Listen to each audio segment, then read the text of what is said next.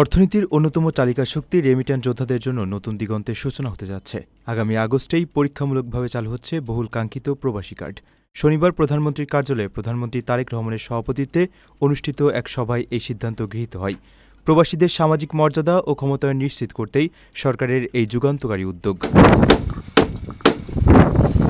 এই কার্ডের মাধ্যমে প্রবাসীরা দেশে বিদেশে পাবেন অভাবনীয় সব সুবিধা।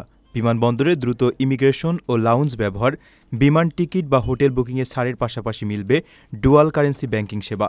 এছাড়া হাসপাতালে অগ্রাধিকার, বিনামূল্যে মরদেহ পরিবহন, সহজ শর্তে ঋণ, বিমা এবং জমি রেজিস্ট্রেশন ও কনসুলার সেবায় সর্বোচ্চ অগ্রাধিকার পাবেন কার্ডধারীরা।